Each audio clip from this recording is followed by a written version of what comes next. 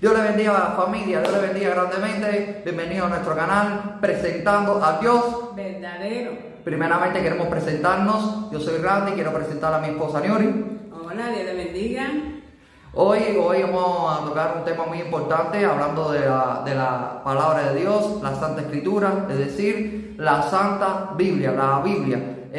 Muy importante que las personas, vamos a tocar este tema muy importante, que es la palabra de Dios, la Biblia, para que las personas tengan un conocimiento de la palabra de Dios, para que nadie los engañe. Pero primeramente, como plato fuerte, vamos a comenzar justamente con la palabra de Dios. Mi esposa va a leer en el libro de 2 Timoteo, capítulo 3, verso 16. Y dice la palabra de Dios en la Nueva Versión Internacional. Toda la escritura es inspirada por Dios y útil para enseñar, para reprender, para corregir y para instruir en la justicia. Aleluya, aleluya. Queriendo decir que la palabra Biblia es un conjunto, una similitud de la palabra biblioteca. La palabra biblioteca, cuando uno va a la biblioteca hay muchos libros. Así sucede con la palabra de Dios, es decir, la Santa Biblia. La Santa Biblia se compone o se divide en dos secciones, Antiguo Testamento y Nuevo Testamento.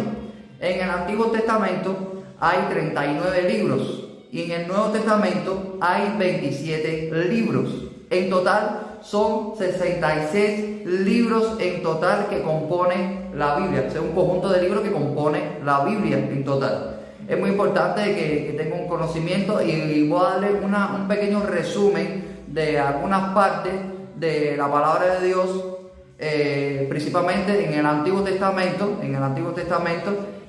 Hablar sobre los primeros cinco libros que se le conoce como Pentateuco.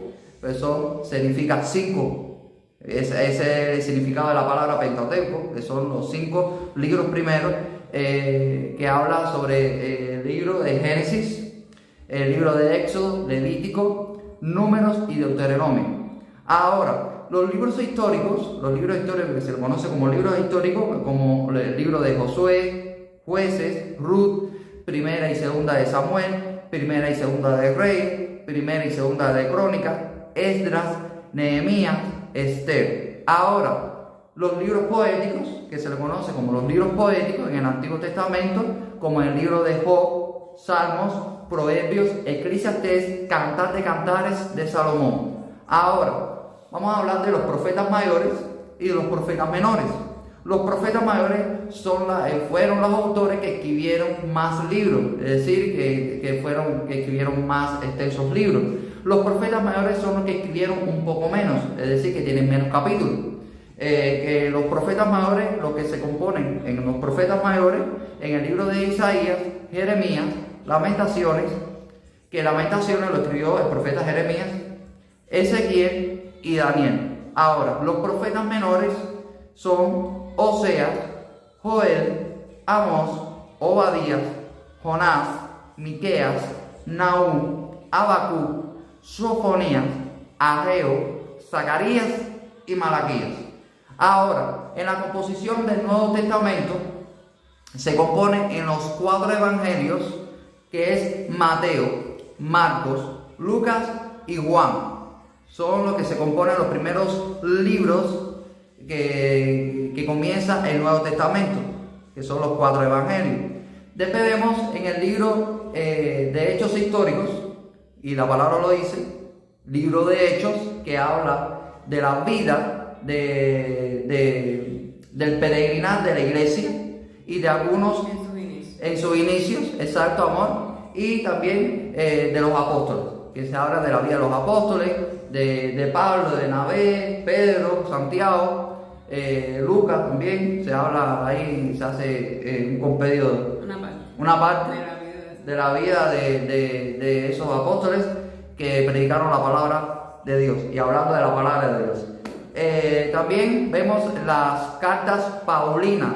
Se dice cartas paulinas porque son las cartas que escribió Pablo, el apóstol Pablo, que comienza en el libro de Romanos hasta Filemón. Ahora, hay otros que también escribieron cartas. También vemos las cartas de Hebreos, que se supone que la autoría sea, que muchos teólogos dan la autoría de Pablo, pero creo que la autoría del libro de los Hebreos es anónimo, creo yo, ¿no? Es anónimo.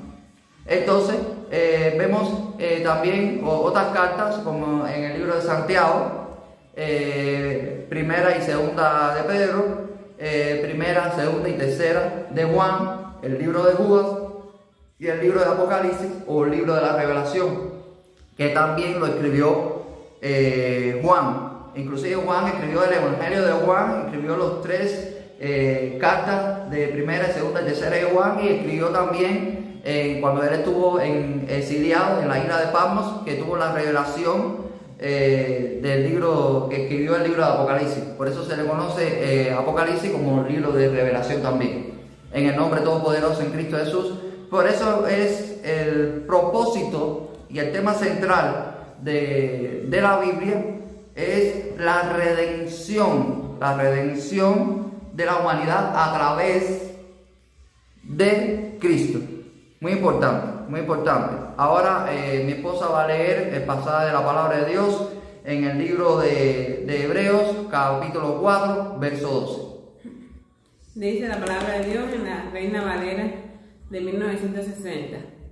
Porque la palabra de Dios es viva y eficaz, y más cortante que toda espada de dos filos, y penetra hasta partir el alma y el espíritu, las coyunturas y los tuétanos, y discierne los pensamientos y las intenciones del corazón. Bueno, amor, no sé si tú quieres abordar un poquito más de lo que estamos hablando, o quieres decir algo.